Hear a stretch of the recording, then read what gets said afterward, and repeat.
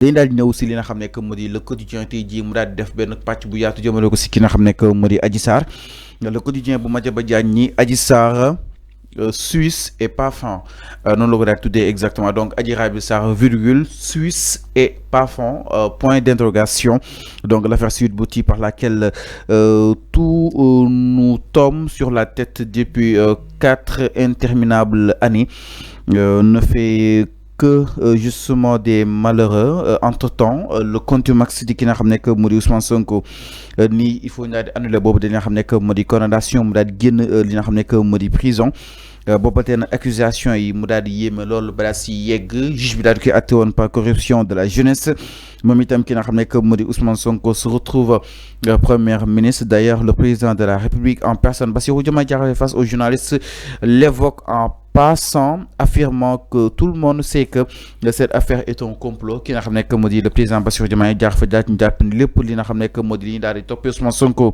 ay complot neen la personne n'osera lui demander de précision. Vous savez bien l'article 80 en tout cas kenn bu ko daal di laaj li nga xam ne que moo di fan nga teg ni li nga xam ne que moo di mbiri complot la kooku ko daal di laaj peut-être article 80 dina daal di war a mën a jàll ni ba tey li nga xam ne que moo di le quotidien moo daal di bind tey jii que ni bon pile poil enfin le moment où dans la presse tombe l'annonce héroïne de l'affaire Sweet Beauty Adji Raby Sarr que la voiture de Madiambal Diagne conduit à l'aéroport pour quitter le pays à destination de la Suisse, banni du peuple de Pastef dont la malédiction lui prédit la pire des fonds, vient d'en être une honorable citoyenne. Maanaam ñu jàppoon ni Adji peut-être day yàqu wala kon Adji peut-être dafay torox tey jii nag nouvelle bu neex dab na ko nii am na citoyenne exactement bu Suisse elle est devenue une Suissesse. Donc voilà en résumé une dame qui dorénavant en bonne Alvette qui apprend les leçons de la vie n'aura plus besoin de visa pour bien ces destinations agréables et risque justement ni soxatul visa pour dem fu ko neex moom ki nga xam ne que moo di Adji Raby Sarr fu ko neex rek mën fa daal di fëgg arfam. Donc au contraire li Pastef daal di yaakaar si moom tey Adji Sarr tey peut-être entre guillemets tekki na d'après benn une boo xam ni itam tey Madiambal Diagne ak waa quotidien ñëwaat nañ si nu mu gën a yaatoo arfan naka na ko daal di jàngatee est-ce que c'est une est-ce que c'est une elle est peut-être sérieuse ou pas. Fallo tu traînes tellement sur ce dossier Adji Sarr dem ba ñaari kilifa woon nañu. C'est l'actualité. ma ñëw Arfan c'est l'actualité. D'accord c'est l'actualité. Fallo il faut qu'on en parle. dem ba waaw ñaari kilifa woon nañu ma. keneen ki France la nekk. keneen ki Suisse la nekk. mu ne ki nekk Suisse damay njëkkee d'abord ki nekk Suisse sama numéro Cheikh Fall damay profité joxe sama numéro damay ñëw ci le cas Adji Sarr. dem ba ñaari kilifa woon nañu ma keneen ki France la nekk keneen ki Suisse la nekk sama numéro 78 241 86 49 donc joxe naa ko pour képp ku ma bëgg a jot. Alors dem ba ñaari nit woon nañu ma Fallu pour le cas de Adji Sarr ki nekk Suisse nee ne Adji Sarr pour commencer elle n'est même pas en Suisse pour commencer. Ah bon? waaw pour commencer ki ma woo Suisse nee na pour commencer Adji Sarr n'est même pas en Suisse elle est entre Suisse et France elle est dans les bordures de la ville de Lyon xam nga Lyon fu mu nekk France les bordures de la ville de Lyon en France Adji Sarr n'est même pas en Suisse pour commencer. Deuxième bi. Attends Adji Sarr elle n'est même pas en Suisse Fallou je donne une exclusivité aux Sénégalais ñu ñuy seetaan jamono bii nii man maa ko wax dama ne Adji n'est même pas en Suisse. Deuxième bi toujours ki nekk Suisse ba léegi la nationalité suisse fait partie des nationalités les plus difficiles à avoir au monde. yaa ngi dégg li ma wax damay joxe exclusivité fii ñi ñuy seetaan dama ne ki nekk Suisse nee ne la nationalité suisse fait partie des nationalités les plus difficiles à avoir au monde. Donc Adji Sarr bu taxawee wala bu ñu leen joxee information Sénégal ni que Adji Sarr dafa am nationalité suisse c'est de l'intox c'est du poison avril nee ne loolu amul c'est faux Adji Sarr musul jegee nationalité suisse.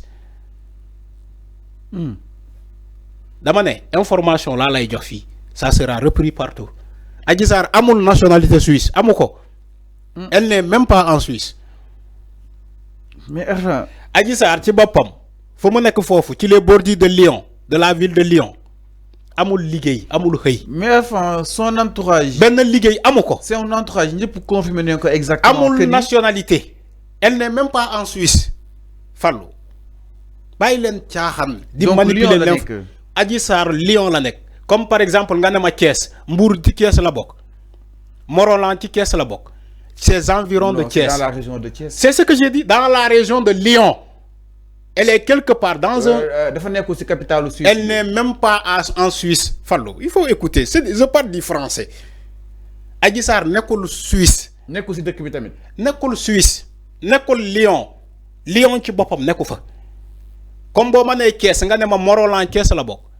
Les alentours de Thiès côté yooyu la nekk.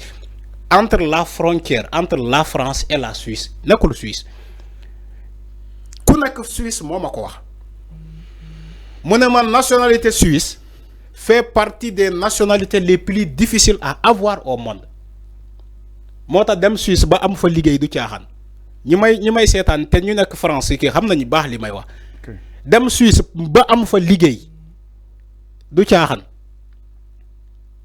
ngeen ne Adji Sarr mu ngi Suisse jox nañ ko nationalité elle peut voyager partout elle est protégée yamuñu ci Confidence Afrique xam nga nee naa la fu ñu jëlee information ñu ne Confidence Afrique moo ko jox Confidence Afrique c'est pas un journal crédible c'est pas un journal crédible Confidence Afrique journal de manipulation la journal buy joxe di faux des fonds commerce moom journal boobu boo ko fayee tey xaalis nga ne ko dama bëgg nga yàq der diw Confidence Afrique dina yàq der diw boobu parce que da nga ko jox xaalis. Confidence Afrique donc kon ma nekk ci ginnaaw. dafay fenn c'est des acteurs politiques ñoo nekk ci Confidence Afrique c'est des acteurs politiques nee naa la Confidence Afrique bi joxe information boobu c'est faux amul Adji Sarr nekkul Suisse amul nationalité suisse amul dara amu ko.